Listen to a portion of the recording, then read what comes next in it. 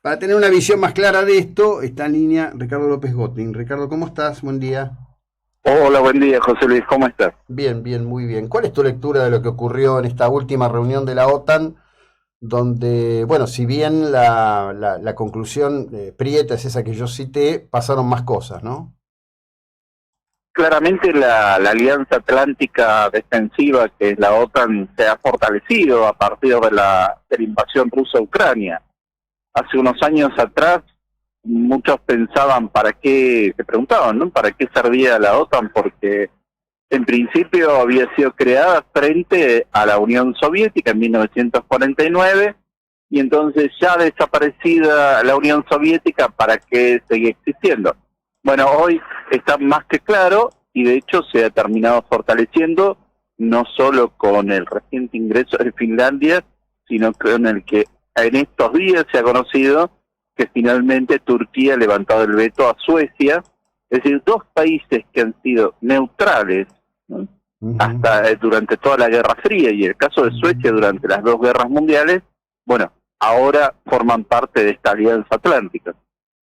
Claro. Bueno, el giro de Turquía es más que significativo, ¿no? En una semana ha producido cuatro hechos correlativos que hablan de un alejamiento de ese punto de equilibrio que intentaba tener con respecto de Vladimir Putin, ¿no? Erdogan era prácticamente uno de los pocos eh, jefes políticos que podía hablar de igual a igual con Putin. No sé cuánto habrá tenido que ver en esto la intentona del grupo Wagner de Prigozhin, pero evidentemente ha cambiado de rumbo de manera muy intensa. Sí, la rebelión de Wagner y sobre todo el desenlace que tuvo, porque, a ver, Prigozhin no fue encarcelado, no está Mm, detenido, ni siquiera está muy claro si está en Bielorrusia o Rusia, y la suerte de los mercenarios tampoco resulta muy extraño. Entonces, eso demuestra una gran debilidad y la necesidad de Putin de contar con estos mercenarios. ¿Por qué? Porque no tiene soldados suficientes para mandar al frente. No, no por la cantidad, sino por la poca voluntad de ir a combatir. Entonces, eso en principio marca una gran debilidad interna de Putin en esta guerra, que recordemos siempre, él dijo que iba a ser de unos días, ¿no? Una operación ujú, militar ujú. especial de unos pocos días, pero llevamos más de 500 días sin una salida clara, sin un desenlace visible, y eso lo pone contra la pared. Entonces, Erdogan, que es un político muy astuto, uno puede estar o no de acuerdo con muchas de sus políticas, pero claramente tiene una gran astucia y una gran habilidad, Ujú. ahí dio un giro importante y privilegió su vínculo con Europa Occidental, por eso accedió a que Suecia ingresara finalmente a la OTAN, y él tiene una llave importante, que es el control de los estrechos del Mar Negro al Mar Egeo, del Ujú. Bósforo y Dardanelos. Esa es una llave clave para cualquier presidente turco, para poder sentarse a negociar, porque por ahí es donde pasan los embarques de cereales que llevan productos no solo ucranianos, sino también rusos, a gran parte de Medio Oriente y África. Sí, claro, pero además, bueno, ahí hubo una seguidilla, como decía, de acciones, ¿no? Una de ellas que, digamos, acá en la Argentina pasa a años luz de la atención pública, pero que es el regreso de los comandantes de Azov, que estaban en Turquía y en donde los canales de Telegram rusos literalmente lo tratan de traidor a Erdogan, ¿no? En algo que ha sido internamente muy impactante para Zelensky y para la opinión pública ucraniana. Sí, a ver, Erdogan, a ver, se ha fortalecido con su tercera presidencia, la que ha ganado por escaso margen, pero la ha ganado por 5 años más. Eso le permite también tener un margen de maniobra considerable, y claramente, a ver, él está pidiendo también que se renueve por un tiempo más la tregua con respecto al embarque de cereales.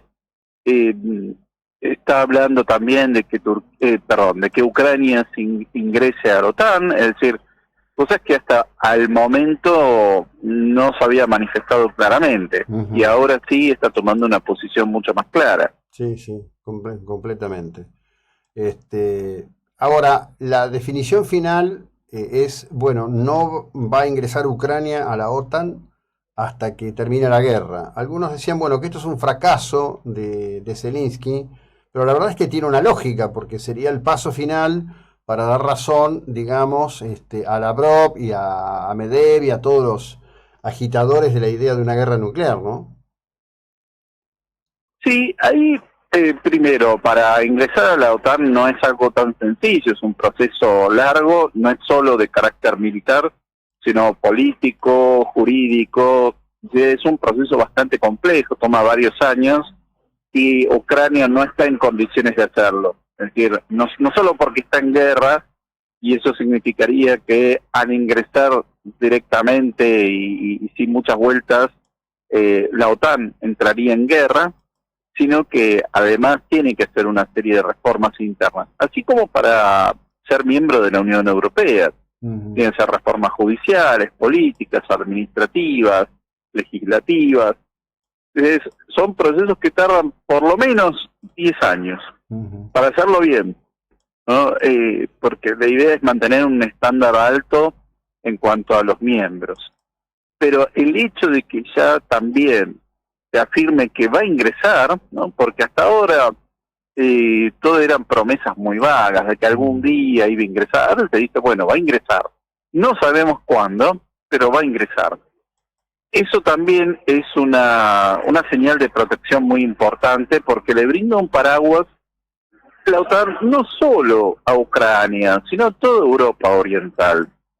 Inmediatamente cuando cae la Unión Soviética, todos esos países que estuvieron en el Pacto de Varsovia, los gobiernos pidieron ingresar a la OTAN y ellos sabían de qué se trataba. Sabían los países bálticos, desde Polonia hasta la ex Checoslovaquia, Hungría, Rumania, Bulgaria, sabían muy bien de qué se trataba y sabían que en algún momento este peligro iba a volver a emerger. Entonces, esos son los principales preocupados de que la OTAN siga existiendo y se fortalezca en esa frontera oriental. Claro. Ahora, al inicio de todo esto, la justificación original del Zarato ruso era que se hacía para evitar justamente que Ucrania ingrese a la OTAN y que la OTAN construya ese cerco que desde un punto de vista ideológico, digamos, constituiría un enorme peligro para Rusia. Lo cierto es que desde esa visión el cerco hoy se ha vuelto más estrecho que nunca con el ingreso de Suecia, ¿no? Sí, sí, el mar Báltico se han convertido prácticamente en un lago interno de la OTAN, salvo las salidas de San Petersburgo y de Kaliningrado, ¿no? Es decir, esas son las únicas salidas rusas al mar Báltico de consideración, pero el resto se ha convertido en un lago de la OTAN. Pero esto tiene que ver con los fallos de cálculo que ha tenido Putin a lo largo de toda esta guerra. Siempre se lo ha querido mostrar como un gran genio de la política internacional y de la estrategia, pero la verdad es que todos los resultados han sido contrarios a lo que él ha supuesto. Y lo mismo con respecto al Océano Ártico. También se está convirtiendo prácticamente en un lago interno de la OTAN, obviamente con toda la costa rusa, pero el resto de los miembros del Consejo Ártico ya son todos miembros de la OTAN. Entonces, ahí hay varios errores de cálculo. Y por otro lado, hoy en día, decir que está rodeado, bueno, esto es bastante relativo, porque en realidad no hace falta Ucrania para rodear a Rusia. Es decir, hoy se cuenta con misiles balísticos de largo alcance, tal como ocurrió durante la Guerra Fría, con lo cual tampoco importa estar inmediatamente al lado, sino que ya hay misiles intercontinentales. Desde ese punto de vista, todos los países están rodeados. Sí, bueno, pero lo que ocurre es que esto se dice en función de aquello que ha sido el relato de Putin, de Lavrov, de Medvedev, desde el inicio de todo esto, ¿no? Después fueron cambiando, después le fueron agregando otras cosas. Lo que ocurre es que yo no sé internamente cómo será el tema en Rusia, evidentemente la presión sobre los medios y demás. Pero la verdad que primero Prigozhin iba a tomar Moscú, después se retira, era contra Shoigu, Shoigu sigue en el cargo, se iba a Bielorrusia, no está en Bielorrusia, ahora el vocero dice que estuvo reunido con Putin. Ahí hay un caldo de cultivo complicadísimo, ¿eh? Al no haber una resolución clara de la guerra, esto obviamente lo va debilitando día a día a Putin. Y probablemente veamos una salida de ese tipo, de carácter militar o un golpe de Estado interno, lo cual no significa de ningún modo que vaya a ser un golpe de Estado o un pronunciamiento favorable a la democracia y la paz. No tengamos esa ingenuidad.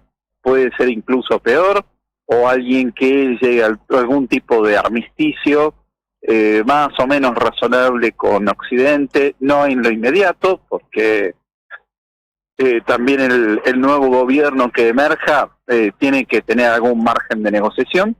Lo cierto es que acá hay algo importante a considerar, y es que para los rusos comunes, si el ruso de la calle, Ucrania no es otro país, es parte de Rusia. Claro. Y entonces, claro, cualquier gobierno que haya se va a tener que enfrentar con esto.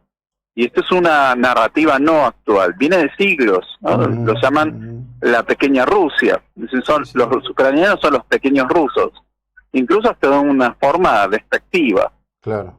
Entonces, no es tan sencillo para ningún mandatario deshacerse de este tipo de narrativa y de esto que se ha repetido a lo largo de siglos y se ha transmitido durante generaciones. Sí, claramente. Bueno, difícil, ¿no? Muy difícil. La verdad es que, aunque se llegue a una salida diplomática y política, lo cierto es que el conflicto, suponiendo que terminara hoy, el conflicto va a seguir latente durante 50, 60 años. Es decir, las heridas van a quedar abiertas por muchas generaciones. Y sin ninguna duda, difícil, como siempre. Gracias por ayudarnos a contribuir a comprender esta compleja historia. Que tengas un muy buen día, muy amable. Muchas gracias. Muy buen día, muchas gracias. El doctor en historia, Ricardo López Gotting. Es la hora 7:46 minutos en el